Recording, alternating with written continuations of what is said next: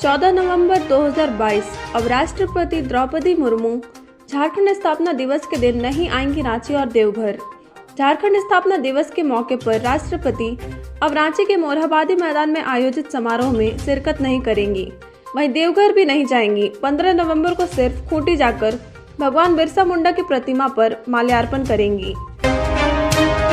1932 के खतियान में अब हेमंत सोरेन की जिम्मेदारी खत्म। सीएम हेमंत सोरेन ने आपकी सरकार आपके द्वार के एक कार्यक्रम के दौरान विपक्षी दलों की आलोचना करते हुए कहा कि हमारी सरकार ने जनता से जो वादा किया था उसे निभा दिया। अब केंद्र सरकार की जिम्मेदारी बनती है कि वह झारखंड की भावनाओं के अनुरूप संवैधानिक प्रावधानों के तहत उक्त दोनों विधेयकों को 9वीं सूची में शामिल करे।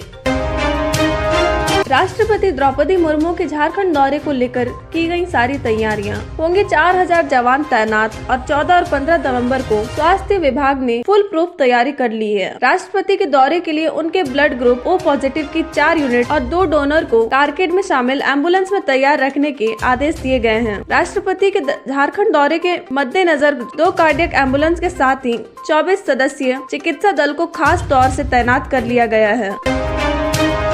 झारखंड के राज्यसभा सांसद पर त्रिपुरा में हमला। समीर उरांव भाजपा अनुसूचित जनजाति मोर्चा ST मोर्चा के राष्ट्रीय अध्यक्ष हैं। बताया जा रहा है कि त्रिपुरा की राजधानी अगरतला में एक बैठक में शामिल होने के बाद लौटने के दौरान उन पर टिपरा मोथा समर्थकों ने हमला कर दिया। हमले में भारतीय जनता पार्टी के वरिष्ठ नेता और राज्यसभा सांसद घायल हो गए हैं।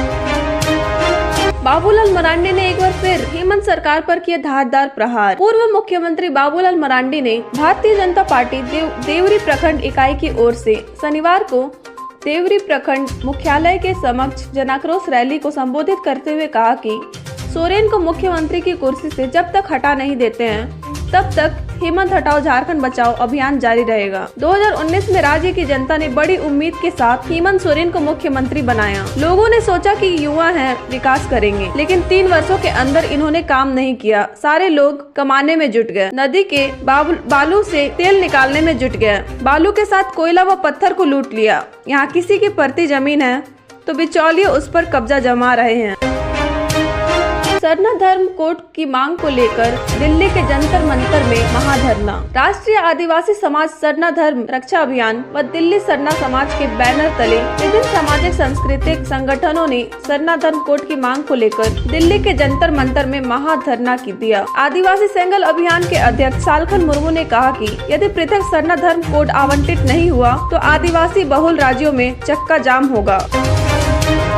प्रगति मैदान में 14 से 27 नवंबर तक इंडियन इंटरनेशनल ट्रेड फेयर का आयोजन। महोत्सव में इस वर्ष झारखंड पार्टनर स्टेट के तौर पर शामिल है। इस वर्ष IETF 2022 मेला का theme vocal for local, local to global है, जिसके तहत झारखंड खादी बोर्ड भी पूरे जोश से मेला का हिस्सा बन रहा है। इसकी तैयारी पूरी तरह कर ली गई है। रांची और दिल्ली के कार्यकर्ता लगने वाले मेले में दस्तक दे चुके हैं।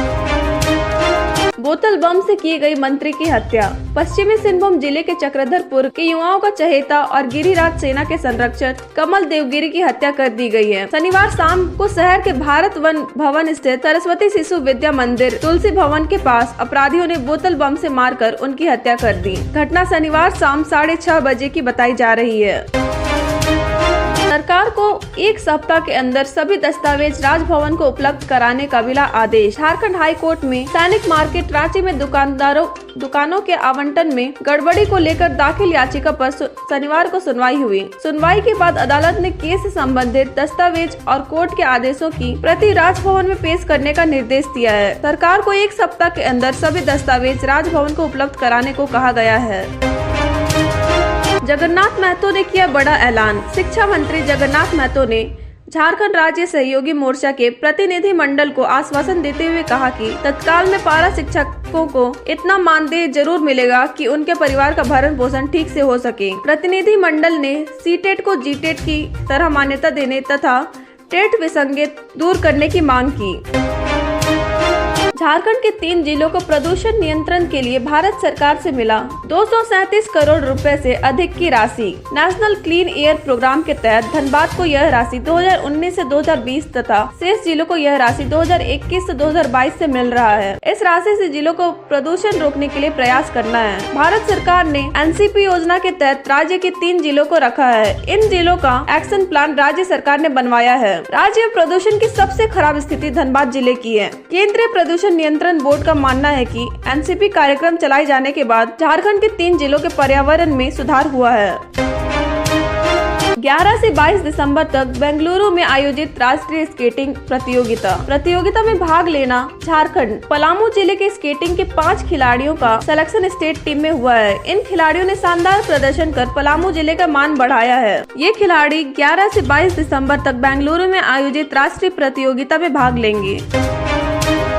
जमशेदपुर के युवा शूटर शीर्ष आदित्य ने रचा इतिहास। सोनारी के शीर्ष आदित्य अंतर्राष्ट्रीय शूटिंग चैंपियनशिप में स्वर्ण पदक हासिल करने वाले झारखंड के पहले शूटर बने। शीर्ष आदित्य ने साउथ कोरिया के देगू शहर में आयोजित एशियन शूटिंग चैंपियनशिप के यूथ वर्ग 10 मीटर एयर राइफल स्पर्धा में भारतीय यूथ टीम को स्वर्ण दिलाया। धन्यवाद। तो इसी के साथ आज का समाचार यहीं पर समाप्त होता है। ऐसे ही खबरें हर दिन पाते रहने के लिए अभी सब्सक्राइब करें। So like, share and subscribe.